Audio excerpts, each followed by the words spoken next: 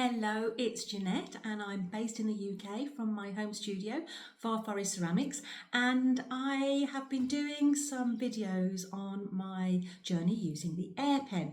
I haven't posted for a few weeks because I thought what would be nicer is if I could actually put a video up once I've finished glazing the piece, so it's actually also a start to finish video besides just me sharing with you what sort of processes and applications I've used the Airpen. So that was my plan, but then my big dilemma was how to glaze all these Airpen pieces. So it's three-dimensional texture with the slip decoration, and what glazes are going to work best? I've got some that I've got indentations in that I'm making with some texture, and then I've got the three-dimensional slip decoration surface. So I decided, anybody who knows me or follows me knows I like doing tests. So I decided to do some test bars, and these test bars would be one for every glaze I wanted to test with 1 and 2 coats, varying textures on there that I use with my Airpen, and also checking out some, if you add underglaze or manganese wash or cobalt wash or something like that into some texture, wash it back when it's layered over with certain celadons or certain glazes. Do you lose it? Do you see what colour it is? So that's what this is about. I've actually done some tests to see which glazes work for me. I use a stoneware white clay. I fire at a hot cone 6.5 usually. And my next dilemma was, if these are bars and like flat slabs, how do I fire them vertically? So Jane at Shoebox Studios gave us a glimpse once inside her kiln of how she glaze fires her test tiles. So there's no holes in them, there's no stand, they're just literally an oblong, and she positions them upright.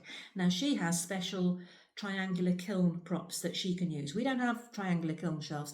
We might have them in the UK, but I don't have any. So she inspired me with something that she used right at the beginning, and I have made my own stands to hold these test bars. The idea being is that when I make test tiles in the future, I can do them without a base on them, literally just an upright, so it's quick to make, and I can fire them vertically. So at the beginning of this video, you'll see how I'm making these holders to hold the test bars and future test tiles so they can be fired vertically without spilling onto the kiln shelf any glaze drippage. And then how I made my test bars with the slip decoration and texture, how I inlaid them with underglazes, mason stains, washes, etc., then glaze them, and then the finished results. So if you have any of the glazes that I tested, this might help you to have an idea of what glazes play nicely with the texture, what gets lost with texture, that type of thing. So I will be having shortly quite a few Airpen projects coming up, but they will be start to finish literally when I'm making them. Airpen work, bisque fired glazed, and finished glaze results. Good, bad, ugly, amazing. I'd love to hear from you if you do any Airpen work. I have got an affiliate link, so you can get 10% discount. Details are in the description, and there is also a Facebook page that we've set up called Pottery and the Airpen to go alongside this playlist. So if you do any slip decoration work as well as with the Airpen, you're more than welcome to join. It's where we can hopefully share hints, tips, and share type of work that we're doing so that we can inspire each other and help each other, because there's a lot of us on this journey learning at the same time. So I'm learning very much in the early stages, and I love sharing my journey and having ideas and hints and tips and inspiration from you guys. So thank you so much for the support, and if you want to make sure you don't miss any videos, please subscribe and click the bell to all notifications. By subscribing, it is free and it really helps my channel. I love doing content. I love sharing with you guys. You're like my online community studio, which I don't have anywhere close to me that I can chat with people. So I love chatting with you guys. I'll try my hardest to answer every single comment. Please feel free to drop a comment in the bottom of the description. And yeah, hope you find this useful, this video that I'm doing now. Thank you. Bye-bye. I rolled slabs 1/2 centimetre thick and then cut out some oblong plaques, and I use technically the old-fashioned numbering machines that you can get, that you can increment by 1 each time to mark the back of each of my slabs. I've then actually used, I think this is a sewing machine when you mark it on fabric, to do like a running stitch. I quite like that technique. And then I've just used, again, this is a ravioli cutter to create a nice indent. I want to try and see what does texture look like underneath celadons, and also if I add in various underglazes. I then wanted one of the plaques to actually be different textured stamps that I might use in these sorts of designs. So some are quite depressed, some are just fine texture, and I'll add again some underglazes and stains in those. And the final one was just a flower reel. Now, in order to glaze these test bars, I wanted to make some stands. Now, Jane at Shoebox Studios inspired me to make some, and I had a look around the house and found these pieces of cardboard that I've kept, as you do, you keep things as a potter, don't you? Always come in handy. But they supported pieces of furniture or deliveries on the corners, and this to me worked perfectly to actually lie a slab of clay over. Now, this clay is still quite soft. It's not completely fresh out the bag. It's been standing for about 45 minutes to an hour.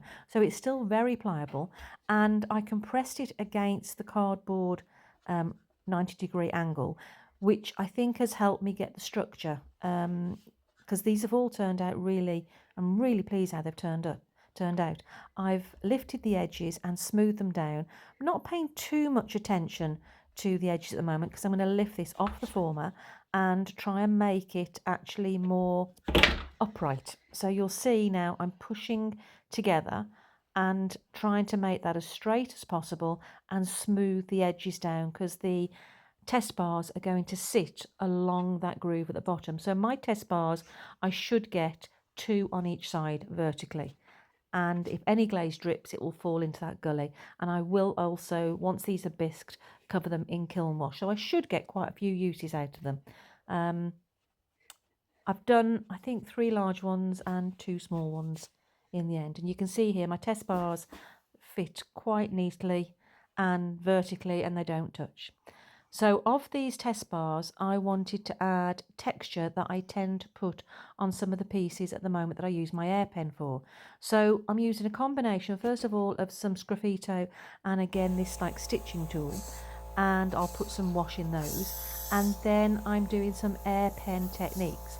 Now each test bar I'm going to use for 1 glaze, and I want to see how it plays with 1 coat and 2 coats. So on each test bar, I want to literally try and have the design replicated twice. So that's why I've got this frond twice on each test bar, and every type of design I will put on here, which are things that I tend to put on my pieces I'm currently using with the Airpen, I'll try and replicate it on each side. Some of them I struggle to get them all to fit in exactly the same place, but I could very much work out where my halfway point was. So I'm doing small fleur-de-lis, which I quite like doing that on some of the vases that I've created. And then I wanted to try these leaf designs where not so much the flower ones where you pull it in with a soft brush, but you actually cut into this piped line of slip with a sharp edge of a brush. So it creates almost like a zigzag edge to the edge of the leaf. So these aren't quite as proud as when I do my flowers or leaf shapes, but I'm going to try and add 2 leaf shapes or petal shapes underneath these to try as well, to see again how does the texture play on different heights of the slip work. You can see how much I'm running out of space, and I want to get in here some dots and also a textured stamp as well. So if I left it at this point, I could very easily draw a line down the middle and I'd know my 2 halfway points. But it didn't quite work out that way. By the time I've added my little stamps and dots, some of the halfway points were slightly diagonal lines. It's okay, I could work that out. So I'm now going to pull these in with a flatter, softer paintbrush. I do like this technique with the Airpen. I do like this. But I really am struggling to know which glazes to apply that's going to work and play best with this Airpen texture and also the carved texture. So my plan is that I'm wanting to put stains into the stitched lines and the fronds, and then 1 coat and 2 coat. So you can see they're pretty close, tight knit. I've got as much on there as I possibly can. So over the halfway point will be a slight diagonal line. And I think I did 14 of these in total, 3 with the various textures on, and then the rest with the Airpen. I also write on the back with underglaze pencil the glaze that I'm actually covering it with, 1 and 2 coats, which if I wet it with water first, I find that it writes on a lot smoother. So I'm in my tests, I'm going to add the underglaze or the stain that I want to put into textures. So I'm trying different ones. I've got cobalt wash that's dilute, and I've also got full strength cobalt wash. I've got manganese wash, and then I'm putting some underglazes, cinnamon, jet black and King's Blue. So those are the ones I'm going to add in various places and then overlay them with different celadons to see how they all break. So let's see how it goes. After I've applied all the different stains or underglazes, I wipe it back with a sponge, and I've just included a bit of a sample of how I'm doing this so you can see which way I put the underglazes on and then how I put the glazes in the opposite directions. When I'm doing my coats of glaze on the main tiles, I do quite a thick first coat, like you can see here, and the second coat is just on at that diagonal line, like I mentioned before. And then when I'm doing the little texture bars, I'm doing the glaze in the opposite direction to the lines of the texture. You can also see that when I washed back the underglaze and mason stains, I didn't wash it back completely because I want to see if that residue shows through on the actual finished pieces after they've been glaze fired.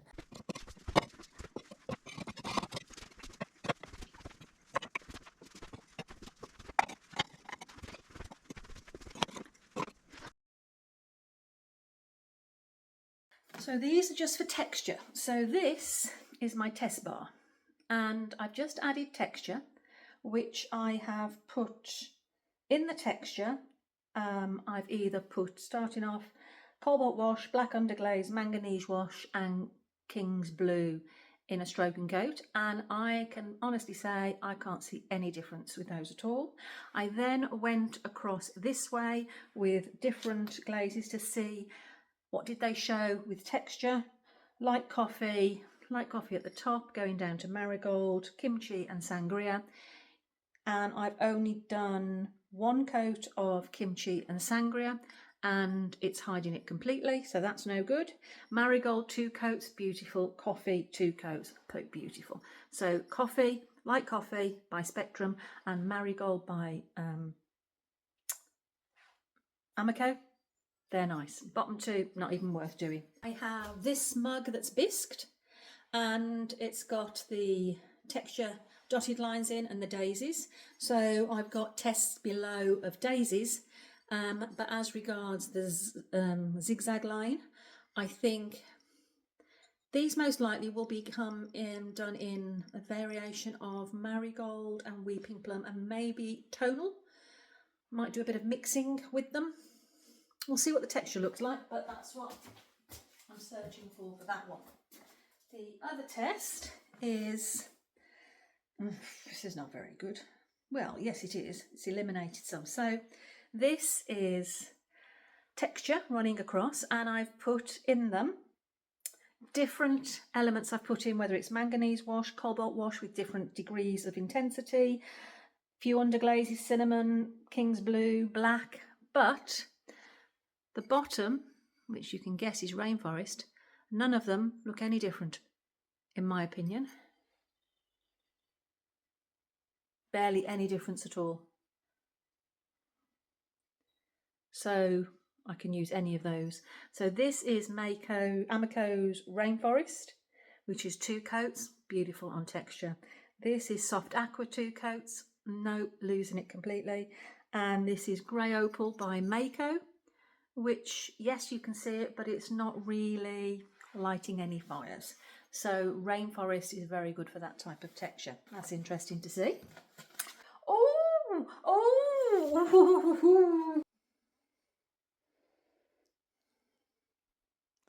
You see my mushrooms, and you can see, thanks to Jane at Shoebox Studios, I have made myself some formers, out of just some reclaimed clay that was pretty short, so it wasn't doing an awful lot of good whether I hand built or threw on the wheel with it. So I made a selection of these. These are shorter ones. I did some that are longer, but the longer ones hold 3 of my test bars across, which are the ones no, 2 across, which are the ones down here.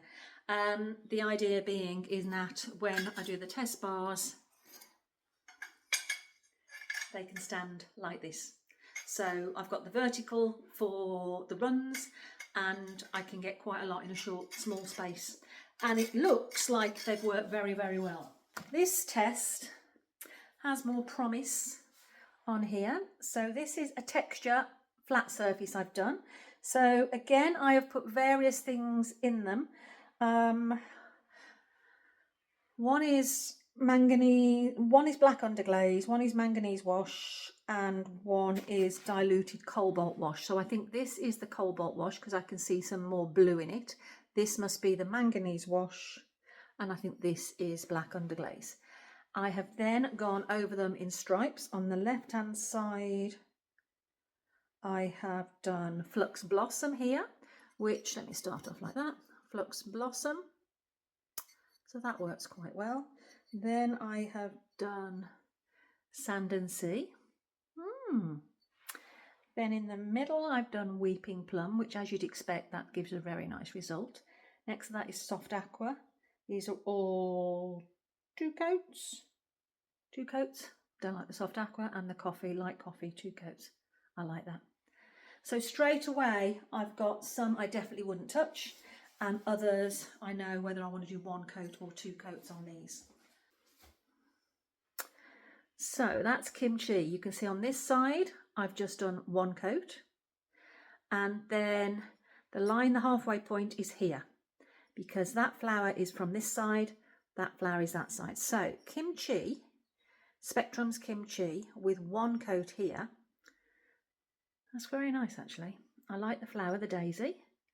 The fleur-de-lis works nice. This texture of the flower and the leaves, you lose it a little bit more. So if it's very raised, it works quite nicely. But if it's not got much 3D, not as efficient. Definitely only 1 coat though.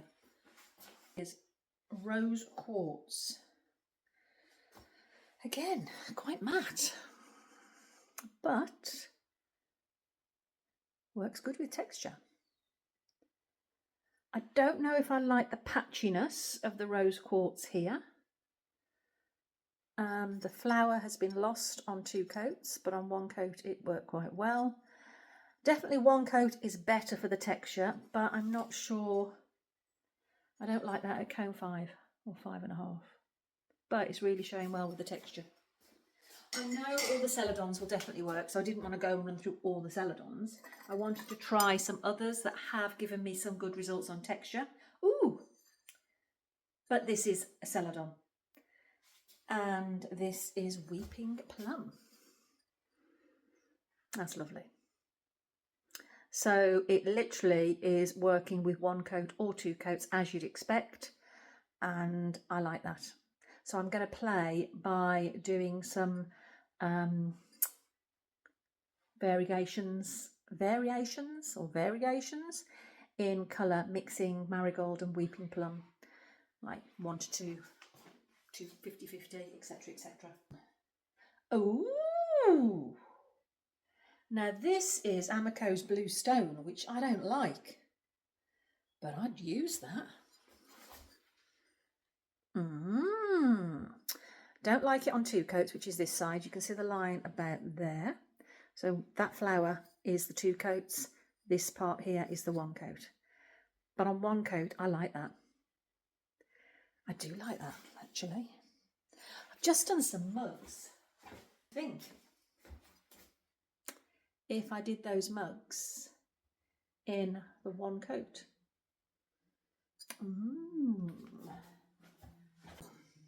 Sangria. 1 coat of sangria and 2 coat, definitely not 2 coats, 1 coat, yeah. The mist. Ooh, I don't like this at cone 5. So that's 1 coat, 2 coats, lose it at 2 coats, 1 coat. I don't like it at this temperature. Soft aqua.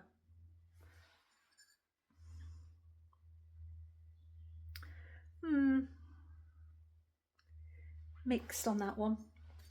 Ooh, that's nice. Albany slip brown. I like that. Very nice.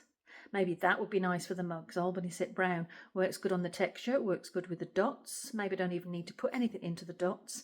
Works good on the leaf. Definitely no good with 2 coats, but on 1 coat, that is very nice. A lot of definition there. I like. So I tried one with my dipping glaze, floating chrome, and no, it's losing it on the texture. I wanted to give it a go though. Textured turquoise. 1 coat shows the texture, but I don't like the colour. 2 coats, you lose it. Ooh! Another glaze that I don't get on very well with normally is River Rock. But opposite sides here, this is 1 coat on this side. That's very surprising, actually. I like that. I do like that. And the last one, light coffee. Ah, yeah. I think that, to me, is 2 coats.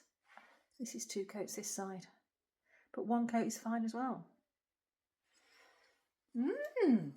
So, I like those. So these were my longer formers, which worked very good. That I could literally put 2 on the one side, 2 on the other, as long as I didn't have any glaze on the back.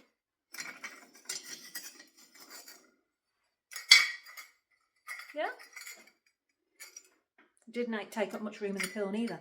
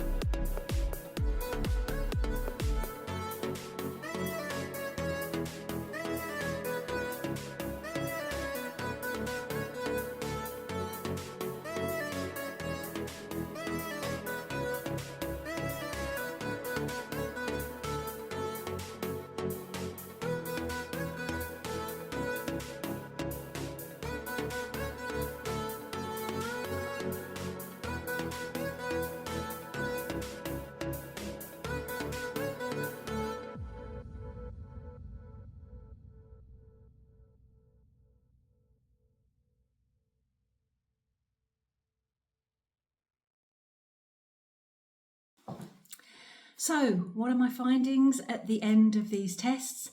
Well, very interesting how whether I use cobalt wash full strength or 50-50 diluted with water, whether I use manganese wash or black underglaze or like a brown underglaze, they all looked exactly the same under most of the celadons. The blue, you could see a little bit from the cobalt blue or the blue underglaze, a little bit, but to be honest, it's so marginal. You could technically use a black or a blue or a dark underglaze or wash, and it had the same results where it was visible underglazes. So I won't worry about trying to put specific colours of underglazes in texture. The celadons that I tried, they all worked really lovely with one coat, but then two coats would give a better, clearer, less brush marks showing, and still not hide the texture. So I only used a couple of celadons because I knew that, for example, Amico Rainforest, Weeping Plum, Marigold would all work quite well. And they do show the underglaze in the texture. What surprised me was some of the Spectrum with one coat. They didn't show the texture as much as I thought. I'm wondering if I fired it at a hotter kiln firing. So these were fired at 5.5, cone 5.5. I normally fire at cone 6.5. So I'm wondering, would the Spectrum Kimchi Sangria Autumn Purple that I tried, would they actually melt more and drip more and show more texture? But I will give it a try with a single coat because I do love those. Whether it'll give a patchy finish, I've yet to see, but they're worth a try. The blue stone really surprised me, but you'll see in a project coming up and a kiln opening that I've done recently, the blue stone, when I actually put it on a piece, it didn't come out exactly as I'd hoped on the test tile. So I've added another glaze over the top of that in a piece I've just literally had out the kiln yesterday, and that created some really interesting results. So you'll see that when I actually post that piece as a project in the next few weeks. But that was really nice, the blue stone. River Rock was an interesting one. And I think it depends what sort of finish you're wanting on your piece.